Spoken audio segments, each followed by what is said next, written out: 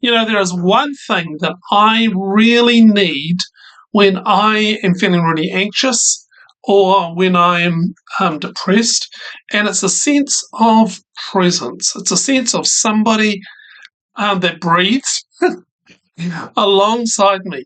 And the kind of just cuts my fear in half. And just to know somebody is there. And when I think of breathing, I think of the story of Jesus, and it was post his crucifixion, and he'd been resurrected, and he comes into a room, and all the disciples were panicked and fearful. They'd locked the doors because they thought that the Jews were probably out to get them. And he comes in and he says to them this: "Peace be with you." And he shows them his hands and his sides. And then the disciples rejoice because they say, "Oh, Lord, it's Jesus." And then again he says, "Peace be with you." And he says, "As the Father sent me, so I send you." And when he had said this, he breathed on them and said to them, "Receive the Holy Spirit. If you forgive the sins of any, they are forgiven them. If you retain the sins of any, they are retained." Look, as part of our worship service in the church that I go to, we have a special time called Passing the Peace. And we get up from our seats, we greet our neighbours, and by looking them in their eyes and holding their hands if it's okay, and saying, "Peace be with you." And then they respond back to you, me, "Peace be with you."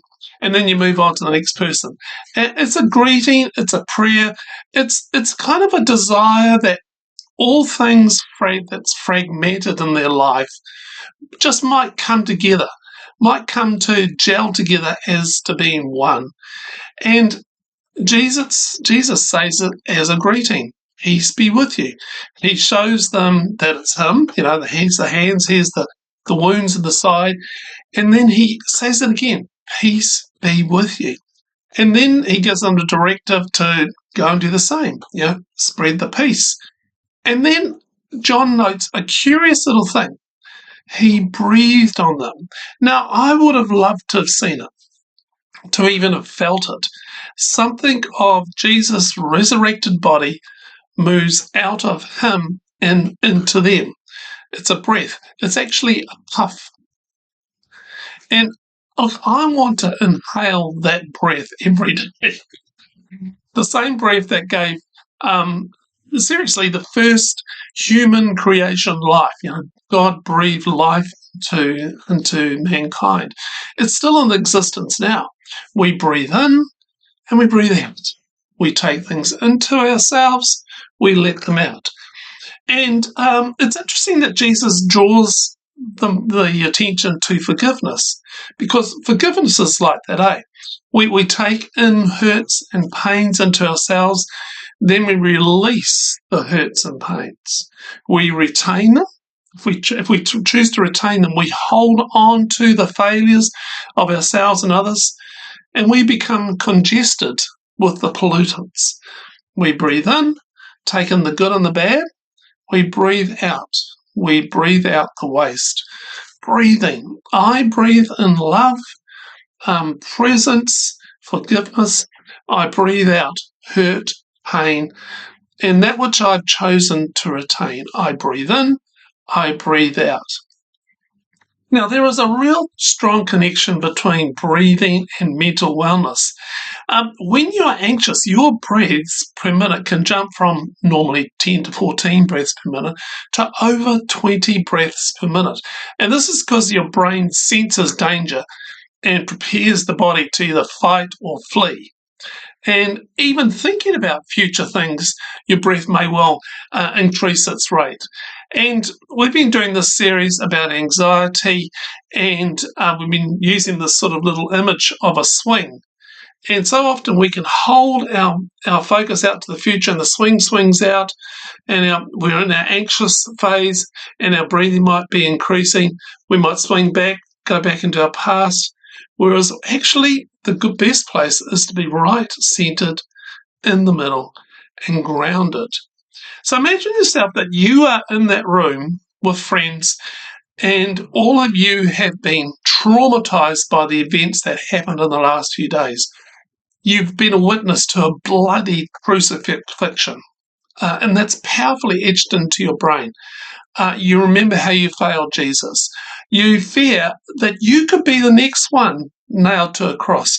Your body is on high alert. Right? Jesus steps into the room and says, "Peace be with you." And he breathes on you. You breathe in the very breath of Christ. And then you carry that memory, just like John, who recorded that passage, into every moment of your day. You breathe in, you breathe out. And what I'd like you to do is actually try a little breathing practice. Breathing practices are really helpful to steady the anxiety, steady the swing. So sit comfortably in a chair or lie down on the floor if you want to.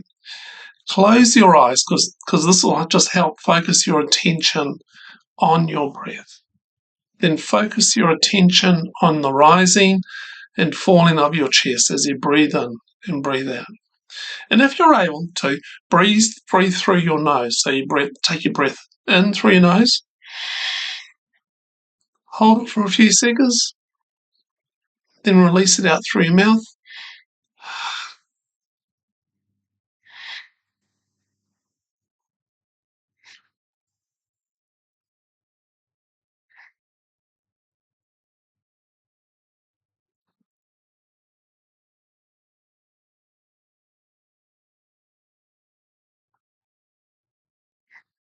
As you do this, and I encourage you to come back and do this often, see yourself as one of those disciples of Jesus. And notice Jesus breathing out of breath. It's not forceful, it's more like a fine, whispered, invisible flow of life. And hear him say, "Receive the Holy Spirit." You breathe his breath into your lungs, you hold it there, you let it out as it has done its life-giving work. You breathe in another breath, you breathe it out, and this pattern continues. And you form this into a daily exercise. Something good and peaceful grows in your life. The swing that once used to swing wildly out into the future where anxiety held its grip becomes more centered and more grounded.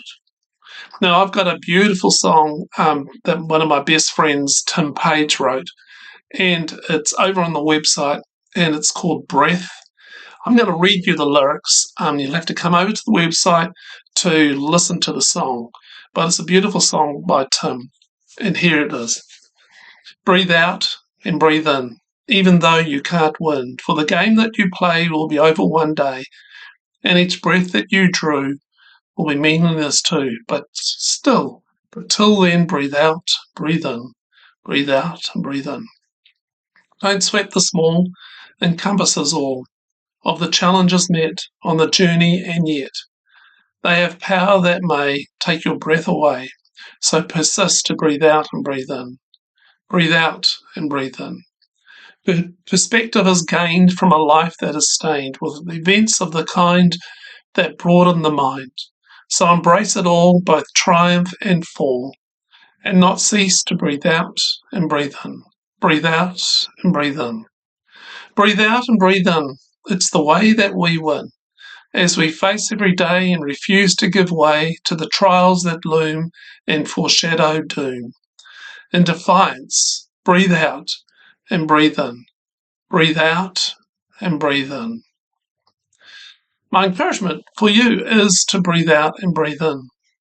Form it into a spiritual exercise that you do regularly, daily. Subscribe to this YouTube channel. Share this particular post with others. Come over to the website, read the post, subscribe to the blog, and get emails about this sort of stuff every week. Breathe out and breathe in.